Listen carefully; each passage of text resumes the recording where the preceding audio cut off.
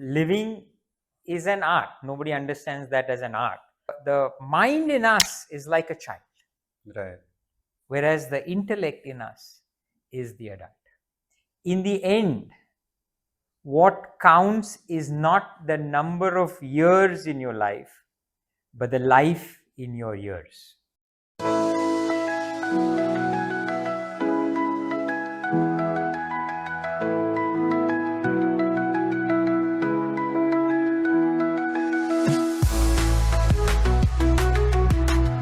Hi guys, welcome to another edition of the Rangman show. Today we are discussing a very important and a very pertinent topic of Vedanta, which is very close to practical living. It's almost spiritual living where you get a better understanding of who you are.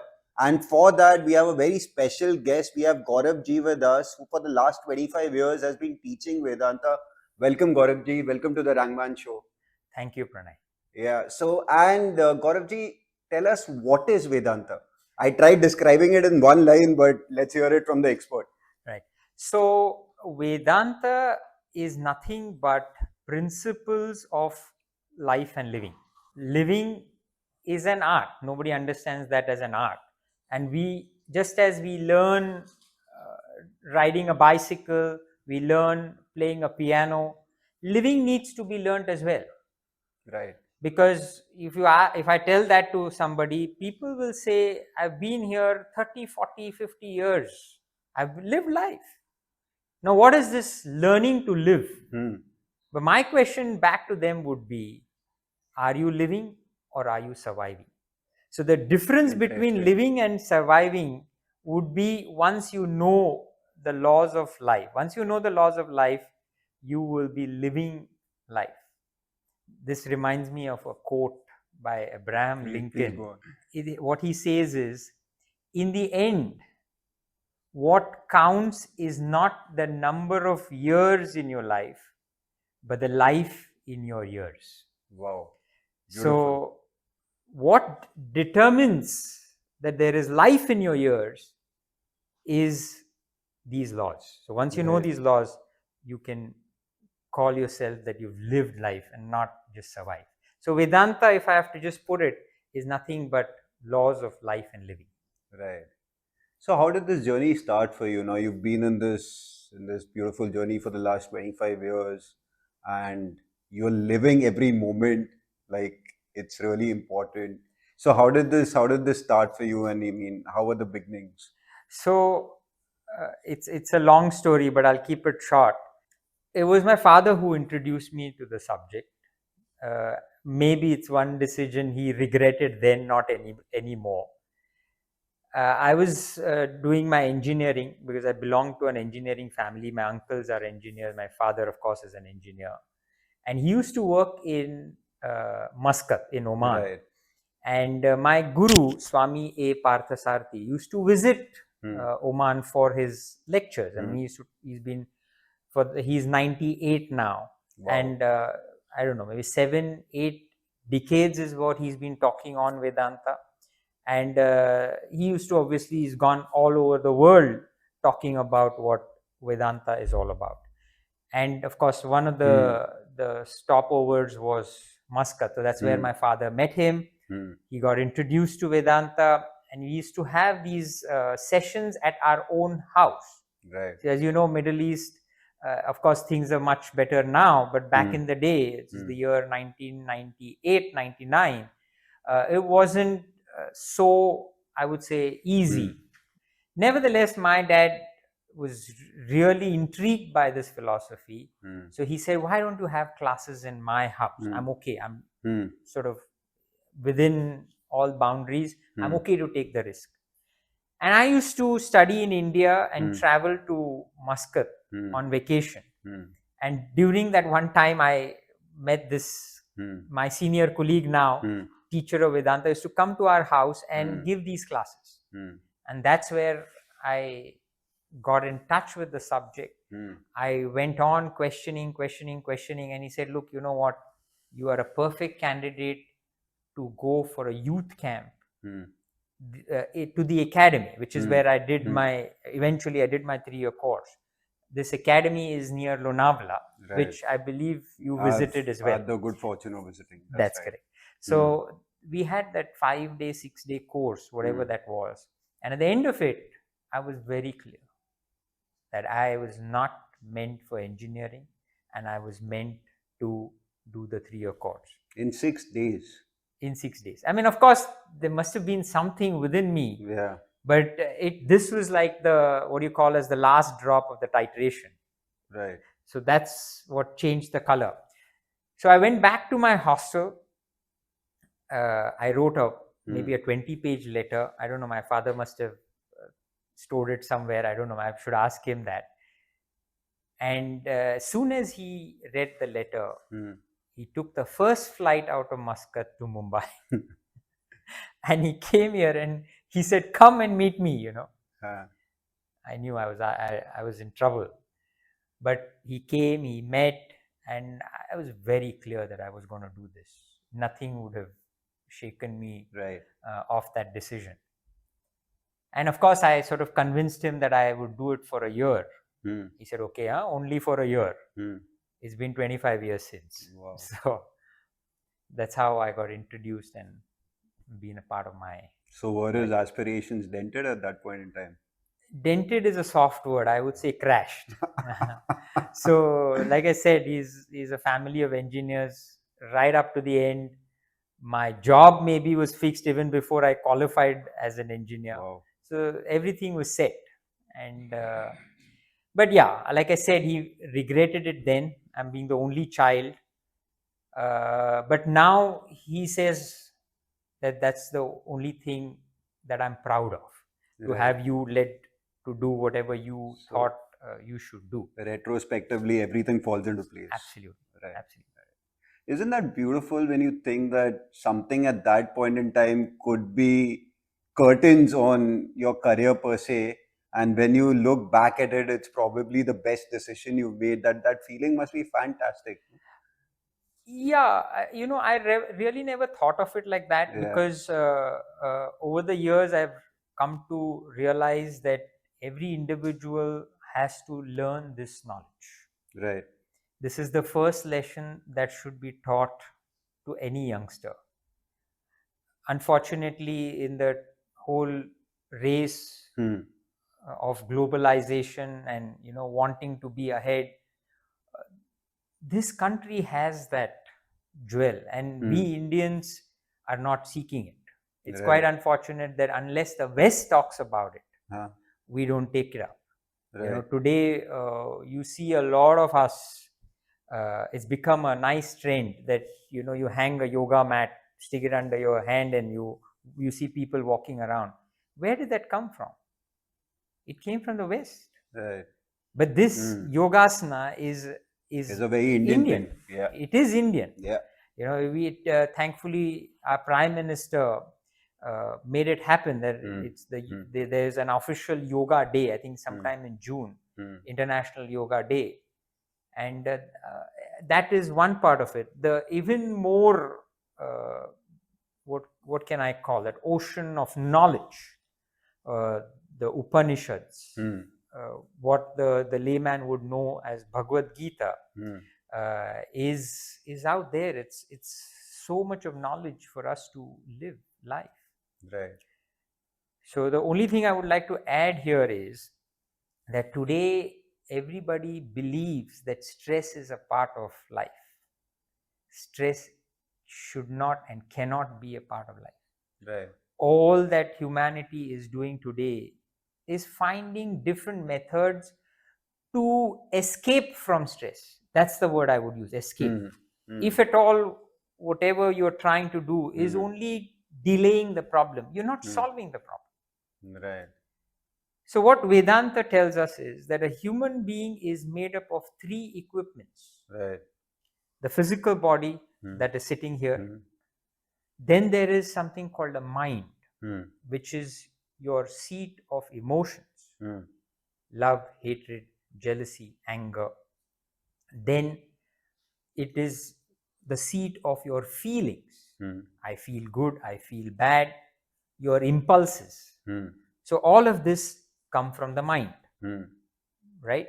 Then there is what is called as the intellect. That's the third Right. equipment, which is your reasoning, thinking capacity, Hmm. your deciding capacity. So you've got the mind, you've got the intellect. The mind in us is like a child, Right.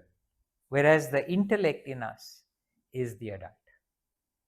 And most of us want to like sort of be with the child. That's why we get confused with Yes, the mind and the intellect, I'm guessing. correct. So the confusion is because we've not been educated. Nobody Right, talks about right. this. So I'll just ask you a simple question. What would be the state of a home, right? Imagine you leave a 7, 8-year-old child back and you go on a vacation.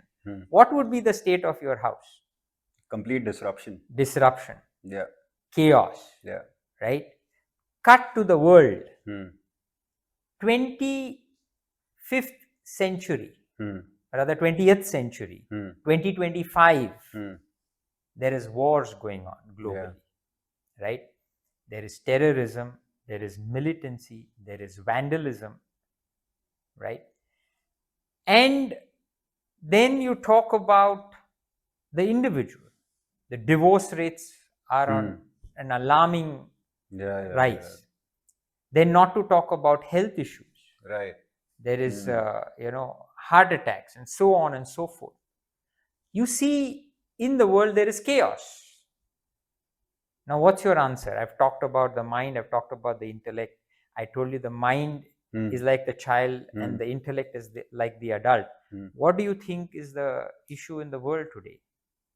I think they want to be very childlike, and hence they're losing the whole idea of behaving more maturely. Correct. So the intellect in us, which is the adult, is very, very weak. And therefore, the child in us has taken over. And this is across the board, all over the world. I think IQ has a new definition now, Gaurav, if I may. So it was always the intelligence quotient, right? And the way we are conversing right now and whatever I'm gathering from you, it's intellect in question. Yeah, no. Good you bring that up, because IQ is intelligence. Intelligence quotient, right? Intelligence quotient. Yeah. And what I'm referring to is, or what Vedanta talks about, is the intellect. It's your thinking capacity. Intelligence is knowledge gained from external sources. Right. Like textbooks, teachers. What Chat GPT gives you is information. That is intelligence. But the intellect in you is your thinking, reasoning capacity. See, apart from thinking and reasoning, like I said, it's an adult. So you need an equipment which is subtler than the mind to control the mind. Right. Today, because of lack of knowledge, what are we doing? We are using activities at the physical body to calm the mind. Right. See, the law is the subtle controls the gross, never the other way around. Gross doesn't control the subtle. See, an iron bar can only restrict your physical body. It can never restrict the thoughts. Right? So the iron bars are the physical restriction. So the gross cannot control your thoughts, the subtle. So the physical body is gross. Your mind is subtle. So activities at the physical body cannot control the mind. It can at best make it conducive. Right. So we talk about breathing exercises. What do people do as stress busters? Take a holiday. I'm not against taking a holiday. You must take a holiday, or you should take a holiday if you have the time, but never take it because you are stressed. Right. And that's precisely what people do. Exactly. So that's my that's what I'm addressing here as a teacher of Vedanta. That's what my guru has addressed all these years, is that you need a subtler equipment, which is your thinking capacity. Once that is strong, then the subtle intellect will control the then grosser mind in comparison to the intellect. So that's where Vedanta comes in. The intellect will gain those principles of life and living, And then once it becomes strong, it can control the vagaries of the mind. Right. That IQ thing was actually in a lighter vein. Like I knew it's intelligence quotient. With the way you were describing it, I just put it as No, intellect in in fact, question. I'm glad you brought it up, because the intellect is not intelligence. Because we Exactly. get And that. people confuse that. We People get actually do. correct. We get all that all the time. Right. They tell us, look, you're talking about intellect. I have 4 degrees. I have to tell them that 4 degrees is intelligence. It's not intellect. You brought in something very interesting called as activities, and here is where I want to bring in the fact that you yourselves engage in this activity, a sporting activity, which is cricket, and you're very passionate about that. So, from Vedanta to cricket, I mean, how does that work for you? So, to talk about the game of cricket, it is very close to life itself. Hmm. The game of cricket is probably a game where I don't think there are as many uncertainties as there are in cricket than there is in any other sport. For example, you've got a pitch. Yeah. They do pitch report. I don't think anywhere else in any sport they do any report like US Open. They will never go and assess the thing. It's standard for everybody across the tournament. Maybe at Wimbledon the grass changes a little bit. Even there they would not do a pitch report. Now the pitch report, the funny part of the pitch report, the pitch reporter also doesn't know whether he will be right or It's not. invariably wrong. If he says it's conducive to seeing, you will see a 300 plus score. 300 And I'm always wondering that why do they even do a pitch report? Correct. See, okay, even if you say this is a constant pitch, we play on a concrete pitch, which is supposed to be absolutely, confirmed, constant. But now suddenly the change in the weather, even the so-called concrete pitch, the ball behaves differently. Right.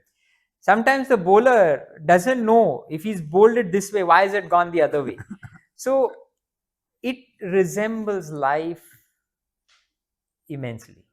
Life is also uncertain, and so is cricket. So, of course, I didn't look at it as cricket like that before I started admiring it. I just loved it right from childhood. Right. Nevertheless, how did this Vedanta come in? Because we, as a Vedanta Academy, you see what clothes I'm wearing.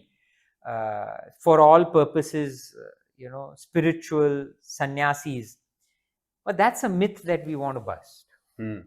That knowledge of Vedanta is meant for active living. And one of the very unique ways of bringing that about was that we formed a cricket team. We had, of course, as you know, we need 11 players.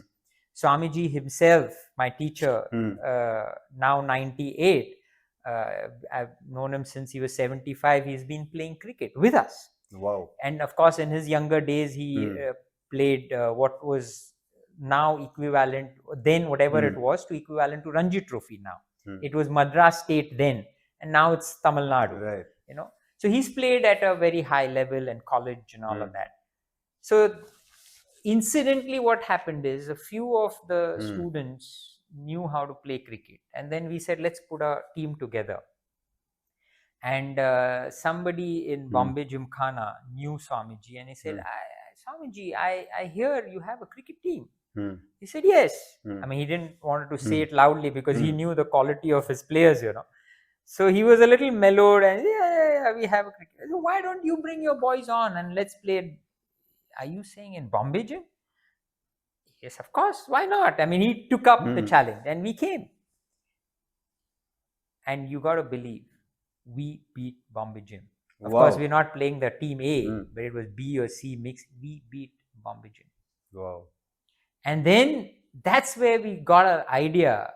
Look, this is the best way. How much ever my teacher blew his lung out explaining the Bhagavad Gita, nobody understood a word. The moment they realized that a guru is playing cricket, the newspapers lapped it, the news channels lapped it, and everybody started to look at Swamiji in a different way. But what he was trying to portray is this knowledge is practically usable, So what does Vedanta tell you? It tells you how to concentrate. In today's world, nobody can concentrate. Right. To keep the mind in the present. Right. So how do you keep the mind in the present? You need a powerful intellect. Once you Right. have a powerful intellect, the child in us, which is the mind which runs helter Hmm. skelter, can be controlled. Right.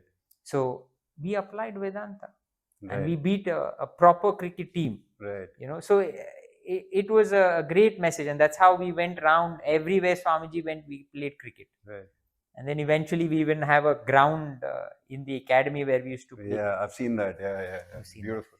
That was a great platform for us to showcase how Vedanta can be practiced practically. So now speaking about cricket, should we pitch in the new guest that we have, Of course. who's actually an active student learning from you? So guys, let's welcome Kunal, a good friend of mine, through whom I've understood a little bit about Vedanta and had the good fortune of going and meeting Gaurav at the academy. So hi Kunal, welcome to the Rangman show. It's the second time that you featured on the channel. The first time you talked about chartered accountancy and your passion for cricket, and today you have your own guru, Gaurav Ji. So how is the experience, and tell us a little about what you're learning from Gaurav Ji and how you're applying it to your life. Thank you, Pranay, for having me here on your show again. And it's an absolute pleasure to be on the show again, and it's an absolute honor to share the same space with my guru Gaurav Ji. So obviously, since we're talking on Vedanta and how it has helped me, uh, cricket was the first was the medium through which I got introduced to Vedanta. Our Rotary Club, just to give you a little background, our Rotary Club had gone uh, to the academy we were invited there to play cricket, and we were shown around the academy by Gaurav Ji. And at that time, it struck, okay, whatever is happening out here makes some sense in life.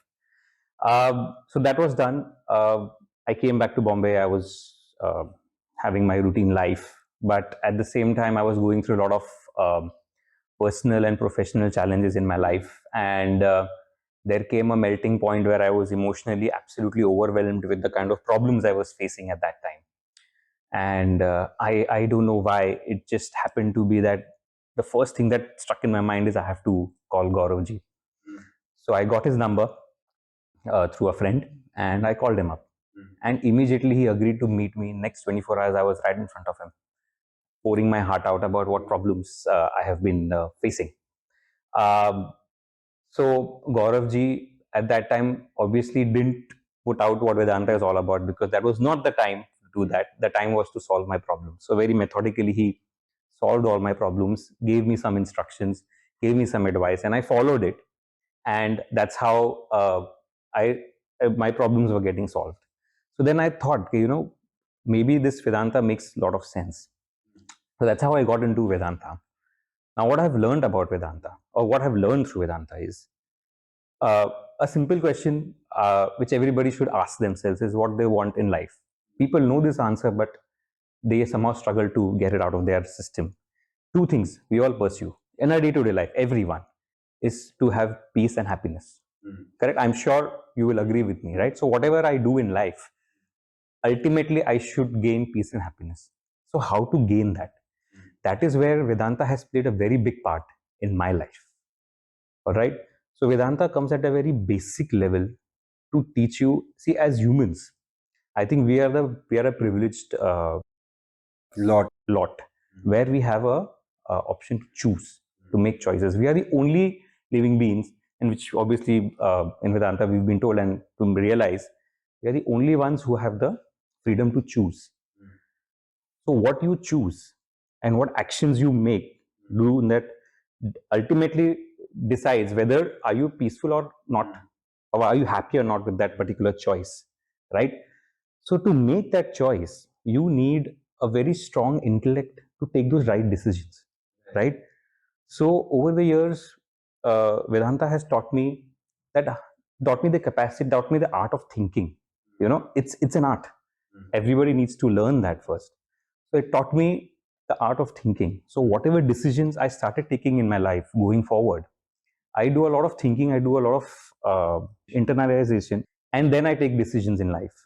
Slowly and steadily, I started realizing that those decisions have eventually ensured that there is peace and happiness in my life. Coincidentally, only when you are peace and have peaceful and happiness, then only you can pursue spirituality also. So that was an instant hit. What has happened is a transformation by taking right decisions, by having more peace and happiness. One more thing about Vedanta is I would like to say is how probably Swamiji's books, what we do and what Gaurav Ji teaches us.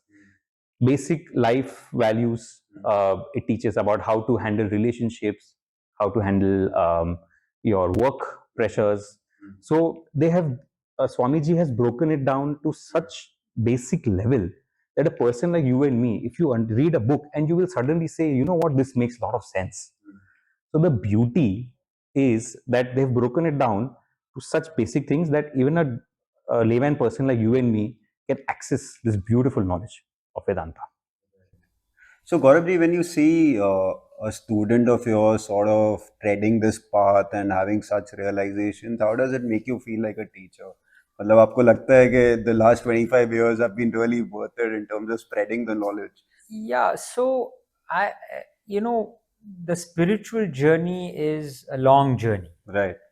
And if there are steps where you see there is encouragement. So, I mean, of course, spiritual journey is an internal journey. Whoever puts in time and effort will grow. Of course, I'm happy if a student of the subject grows, but that does not mean that I'm growing. So, though well, that is encouraging, I got to look within and I'm saying, am I doing what I'm supposed to do? So just to answer your question, yes, in a way it's encouraging, but it's also to look within. Am I doing what I'm supposed to do? So that is very important. Right. And so sometimes on a long journey, a little bit of encouragement is helpful. Right. So, is there a message, Gaurav Ji, that you want to give to the audience in terms of encouraging them to walk this path of Vedanta and possibly do some more soul searching, and most importantly, understand the importance of becoming an adult and develop the intellect? Correct. So all our problems, be it health, be it relationship, be it any problem, you name it, emanates from this very fact that it's the mind that is stronger than the intellect. Right. So once you develop the intellect, you will take care of all your ailments. Like just a very basic thing to say, all our issues, health issues, come from a lack of sleep, right? This is a topic of discussion everywhere. Now let's understand why one doesn't sleep in the first place.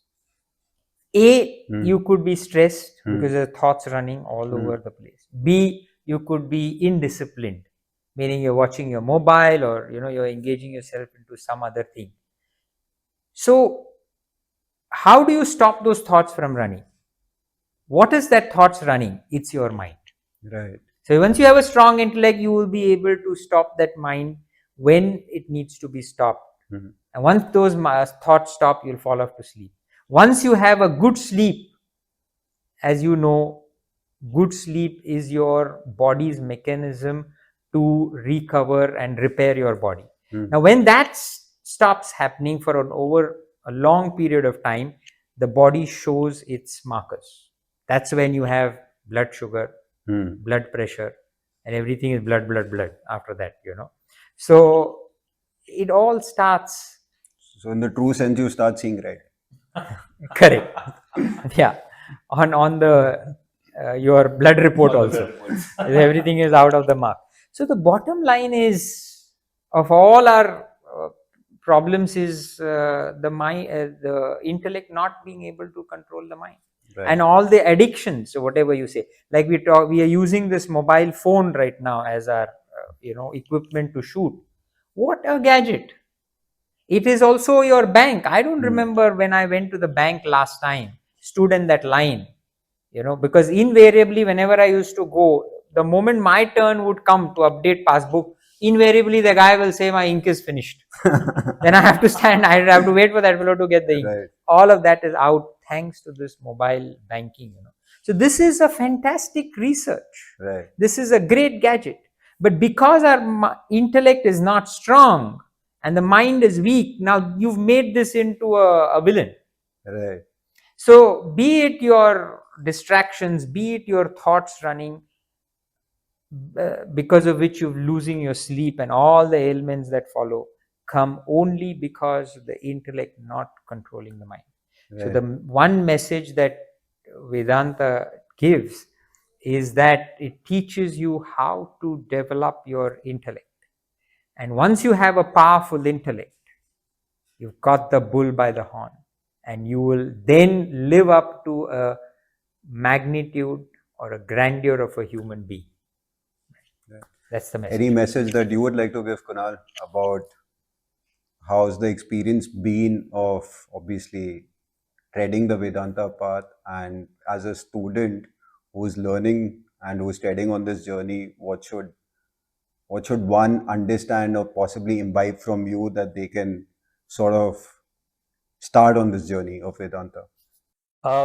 So see, frankly, I am a student, so there is nothing I am here which can be imbibed or people can take inspiration from. Uh, what I really want to tell people is that there is this sense of misconception that some spirituality and Vedanta is only for those who want to become monks. But friends, what I want to say is that Vedanta is not only a subject; it is part of your life. The philosophies are part of your life, and it is a philosophy of our country, which is there, and it is something which you can imbibe in your day-to-day life. If you follow the Vedanta principles in your day-to-day life, you will be able to defeat all your challenges. You will be able to overcome all your challenges, and you will be an out-and-out winner. So, friends, get on to Vedanta, and trust me, this is something all of us need. So just as on a last note, if anybody would like to, pursue this, get onto this journey, we've got lots of options there. One of them is, of course, the weekly sessions, which is where Kunal started off. And then eventually he sort of grew into what we refer to as e-learning program, right? Which is a 3-year residential course, is now available on, on the e-platform, on the internet, which Kunal is already doing. So what happens is that gives you an opportunity to expose yourself to the subject on a daily basis. Right. So study of Vedanta is nothing but your mental health. What just as for our physical health we exercise, and we can't say, okay, I'll go for a 1-week boot camp in a year and that's done for my physical exercise. It doesn't work like that. So similarly, for your mental health, you can't say 1 week I will go some yoga camp or even for that matter a retreat on the academy, and it'll take care of my mental health. No, just as you exercise on a daily basis, you need to look into your mental health, mental well-being, if I may have to say it, by studying these principles of life and living on a regular basis, if not daily basis. Right. So speaking about mental health, if both of you can give a shout out to all the viewers to subscribe to the channel and express about your experience being on the Rangman show, it'll hold Nishant and me in a very good mental health space, so to speak. So please. So, I've dedicated my life to spreading the word of Vedanta, not only because it is the culture of our country, but it has benefited me immensely. And I would thank Nishant and Pranay to give us this opportunity. It's not giving us an opportunity, but it is giving this philosophy an opportunity to present itself. And whoever gets a chance to listen to this will immensely benefit from, at least now that they know that there is something called a Vedanta, and it's a practical way of life and living and nothing to do with resignation. Guys, Pranay has been a very close friend of mine, and I know how passionately he works. So, of course, with Nishant, the Rangman show, they have been extremely passionate about this show, and they really put a lot of thought with what kind of speakers they want, and to maintain the purity, they will not compromise on that, and I know it. uh, so friends, please, needless to say, you have to like, share and subscribe each and every show of Rangman, and you will see the difference what will happen in your life with the kind of speakers what he gets. It makes a lot of difference that I can feel, and I have sensed it. So please like, share and subscribe. So, guys, that was another set of everyday heroes in Gaurav Ji and Kunal on the Rangman show. आपके प्यार से हमारा channel बढ़ेगा. Please like, share and subscribe. Bringing that message again. Thank you, Gaurav Ji. Thank you, Thank you, Kunal, Pranay. for your time. Cheers, guys. Till we bring you another episode. This is Pranay signing off. Thank you.